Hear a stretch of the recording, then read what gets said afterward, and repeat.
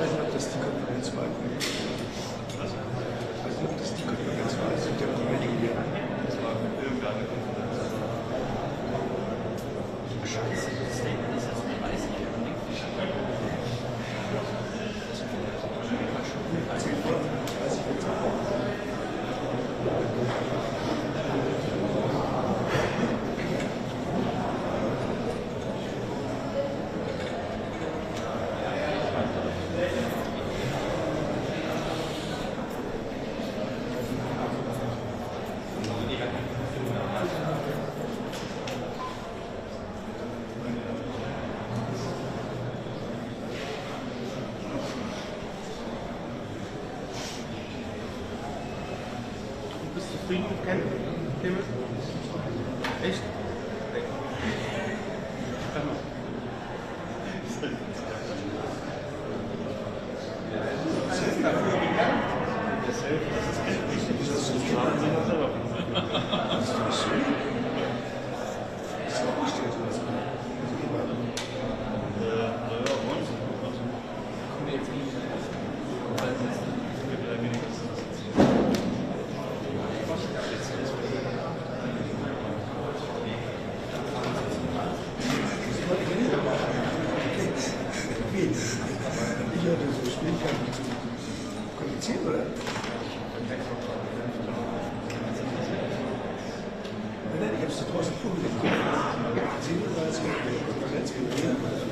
Auswendig. Kommt 28 Präsidenten, 27 Präsidenten. Dann nicht abgeschaltet. Das ist 12 Uhr besser.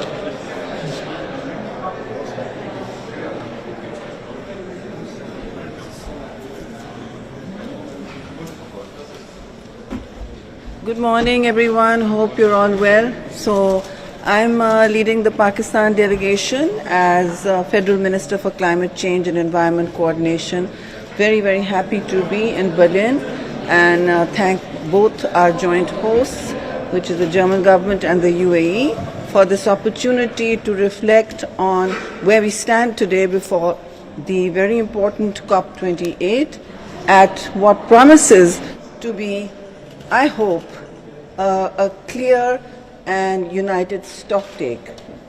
Why the stocktake is important is because we are at a serious turning point in action. Why I say climate in action, you all know. So we're looking to move forward on finding paths to climate financing that is real, that is actionable, and that is delivered in time without institutionalized red tape to countries that are in need and countries that are in climate catastrophe. So as we speak, Pakistan is facing a rebuilding crisis from a very real flood, and we are also looking towards building new adaptation and resilience goals. We hope that adaptation comes out of the slump slot of the Cinderella kind of slot, if you like, and is equal to mitigation as an ambition and priority. So thank you very much. Look forward to this stocktake.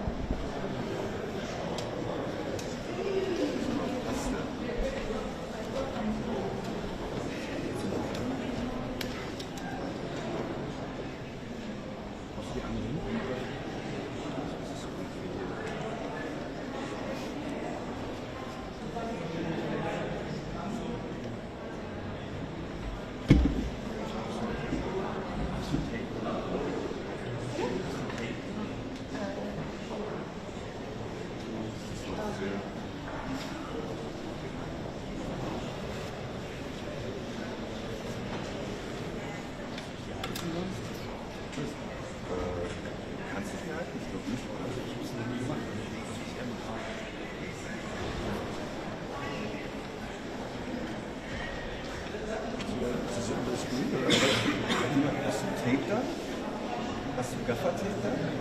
Hat jemand von euch Gaffertape da? Gaffer. Martin vielleicht? Martin, hast du Tape? Hast du Tape für Chris? Hast du ein bisschen Tape für Chris? Ja, das kommt. Der kommt. Leider nicht, nur Walhand. Das ist ein Schatz.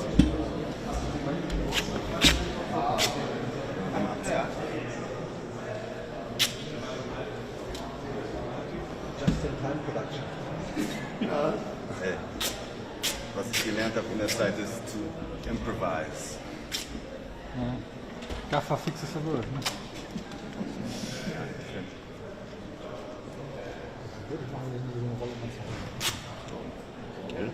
Das passt. Ich danke dir. Stabil ausgekommen. Ist das okay von der Höhe für euch? Ja.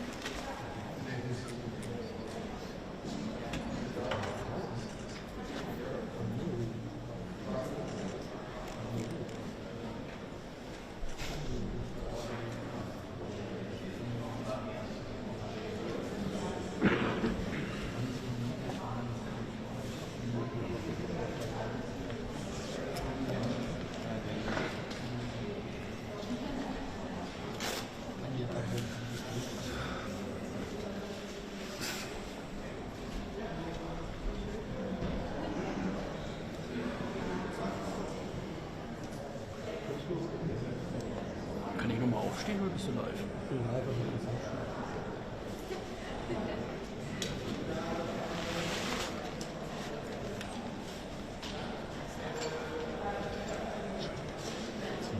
Ich weiß nicht, ob wir live draußen sind. Achso, ich versuche nicht. Nee, du warst so ein kleines Meeting. Okay. Das ist dein Hinterkopf. Mir ist es wurscht. Aber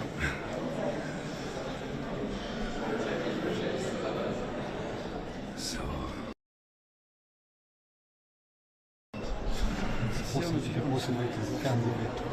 Wie so oft aus Versehen. Ja.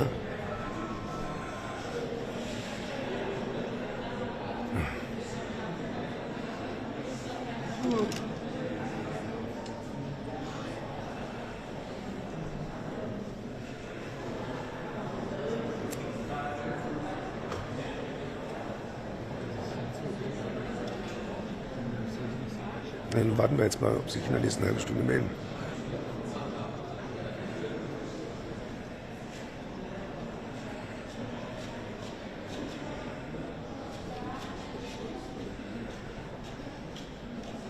Ja.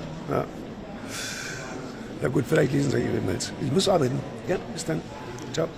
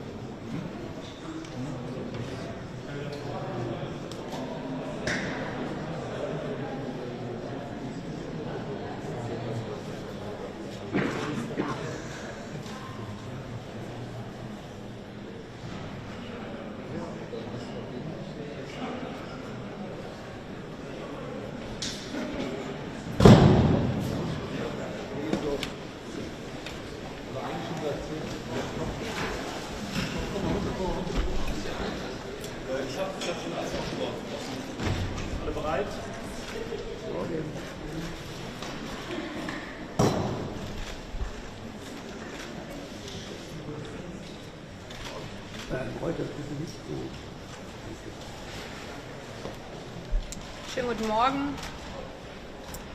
Während wir hier in Berlin zum Petersberger Klimadialog zusammenkommen, rollt eine sengende Hitzewelle über Nordafrika und Spanien. Im April in Cordoba 38,8 Grad. Das hat es noch nie gegeben. Wir wissen um die Klimakrise. Wir wissen auch, dass wir nicht genug tun, um diese Klimakrise in den Griff zu bekommen. Und deswegen treffen wir uns hier zum Petersberger Klimadialog, Ministerinnen und Minister aus mehr als 40 Ländern, um an Lösungen zu arbeiten. Der Petersberger Klimadialog ist keine normale Konferenz, wo man sich am Ende auf den kleinsten gemeinsamen Nenner einigt, sondern der Petersberger Klimadialog ist eine Arbeitskonferenz, die vor allen Dingen diejenigen zusammenbringt, die wirklich etwas tun wollen. Wir haben auf der letzten Klimakonferenz erlebt, dass wir eben nicht genug erreichen konnten mit allen Staaten dieser Welt. Deswegen wollen wir hier in Berlin diejenigen zusammenbringen von Industriestaaten, von kleinen Inselstaaten, von Schwellenländern, die wirklich Hand anlegen wollen, die out of the box denken und Lösungen dafür finden wollen, wie wir dazu kommen, die Klimakrise wirklich einzudämmen. Letztes Jahr haben wir hier auf diesem Treffen von den ambitionierten Staaten den Weg dafür bereitet, dass wir beim Thema Loss and Damage, Schäden und Verluste dann auf der Klimakonferenz in Sharm el-Sheikh wirklich einen Schritt vorangekommen sind. So wie wir letztes Jahr das Thema Loss and Damage hier in Berlin vorbereitet haben, wollen wir diesmal mehr tun mit Blick auf die erneuerbaren Energien. Wir wissen, dass alle Staaten eigentlich ihre CO2-Ziele deutlich anschärfen müssen. Wir wissen leider auch, dass nicht alle Staaten dazu bereit sind. Deswegen möchte ich bei diesem Petersberger Klimadialog die Debatte darüber eröffnen, ob wir auf der nächsten Klimakonferenz nicht zu einem erneuerbaren Ziel kommen sollten und kommen können. Es gibt Länder wie Deutschland, aber auch andere Länder auf dieser Welt, zum Beispiel Kenia, die klar und deutlich sagen, wir wissen, was die Lösung der Klimakrise ist, nämlich saubere Technologien, erneuerbare Energien. Und wenn wir die massiv ausbauen, insbesondere auch in Afrika, dann können wir gemeinsam dafür sorgen, dass wir doch noch auf den 1,5 Grad Pfad kommen, der unsere Lebensversicherung als Weltgemeinschaft ist. Und dafür steht dieser Klimadialog hier in Berlin. Nicht kleine gemeinsame Nenner zu suchen, sondern an pragmatischen Lösungen zu arbeiten, vor allen Dingen auch über geopolitische Gräben hinweg. Und daher freut es mich sehr, dass hier eben so unterschiedliche Länder beieinander sind, ganz kleine Inselstaaten, die die Auswirkungen dieser Klimakrise so massiv schon spüren, Industriestaaten, die intensiv an Lösungen zur Bekämpfung der Klimakrise arbeiten, Länder aus Afrika, die zeigen, dass insbesondere auch in Afrika der Ausbau der erneuerbaren Energien eine Chance ist, nämlich endlich den Kontinent zu elektrifizieren und diese Länder zusammenzubringen aus unterschiedlichsten Ecken aus der Welt. Dafür steht für mich dieser Petersberger Klimadialog. Herzlichen Dank. Vielen Dank.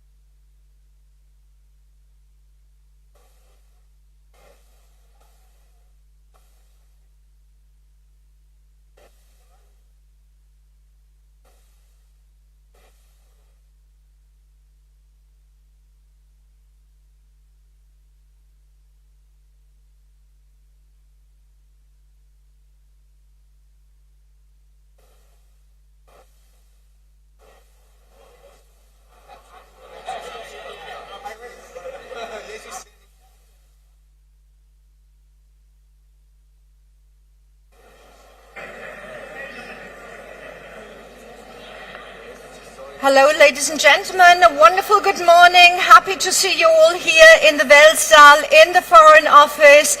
Would the wonderful ministers please start to take their places, and everybody who is accompanying them will find their seats just behind them.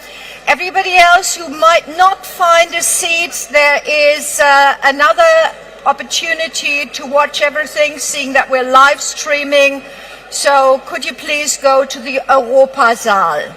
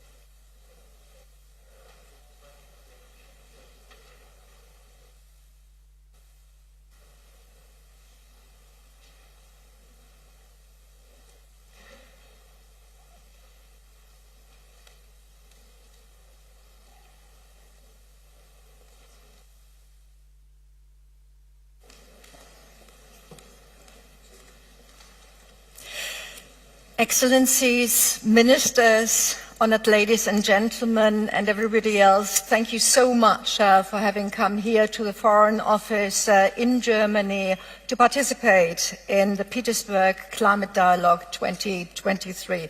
We all know it's become a good tradition to gather before the hustle and bustle of the COP this year, COP28 in Dubai, and to have a quieter, smaller meeting, sometimes out of the box thinking and arrangement, as you can see by the rotunda here. And ladies and gentlemen, it's maybe becoming more essential to actually have that pre-gathering to already sort of collect the thoughts in the right direction. And I've just been told that, for example, the progress made on loss and damage was done and initiated at the Petersburg Dialogue last year, so I'm very sure it's going to happen again this year on other issues. It's a safe space for dialogue. Welcome to everybody who's on the live stream. We're going to have a live stream until round about 10 past, quarter past 11, and then we're going to have a discussion entre nous. And it's always been that it's a group of equals meeting, again demonstrated physically by the rotunda here.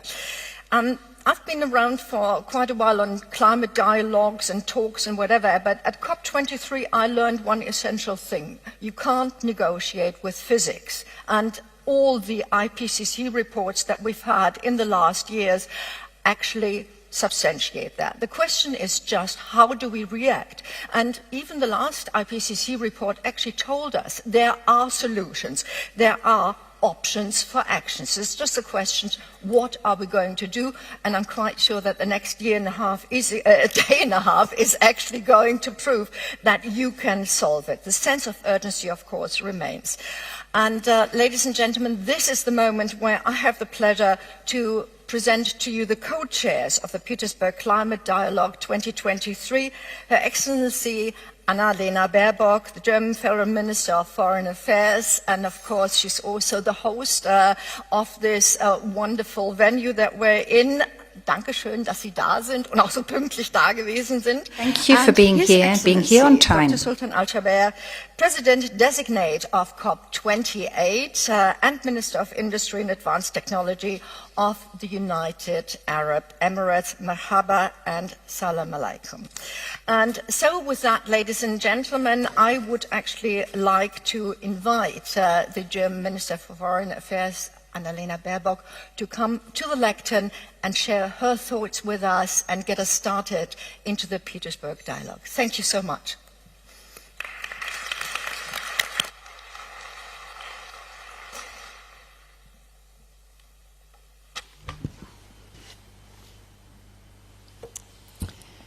Good morning, ladies and gentlemen, and I will speak in German, so your headphones are on the table. And as the chair said, this is a special setting because this is a special conference.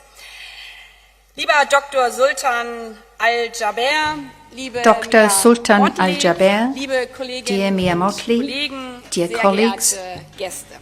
ladies and gentlemen, dear guests. Standard Operating Procedures for Planned Relocations. Standard Operating Procedures for Das Planned ist der trockene Relocations. Titel eines Dokuments, This is das the die dry Regierung title of a von Fidschi document that vor the government 2 of Wochen Fiji vorgestellt hat. presented 2 weeks ago. Standard Operating Procedures. Standard Operating Procedures. Standardverfahren auf Deutsch. Standard Das klingt procedures erstmal technisch, sounds nach technical Routine at und vor first. allen It Dingen sounds nach like Bürokratie. routine, and above all, Aber der Anlass it dieses reminds us Dokumentes of red könnte für die tape. Menschen But auf the Fidschi cause behind kaum this dramatischer document, the sein. reason for that Denn document, mit could diesen not be more Richtlinien dramatic for the people unterstützt living die in Regierung Fiji. Menschen These dabei, procedures are meant to umzugehen, support people bevor being ihr Zuhause relocated vom before steigenden their Meeresspiegel homes are being verschluckt swallowed up by the rising sea level. Schon jetzt erodieren viele Already Ufer, now, many ein halbes shore areas Dutzend are Dörfer eroding. mussten A half bereits dozen of umziehen. villages had already Steigende Meeresspiegel been sind eine relocated. Gefahr,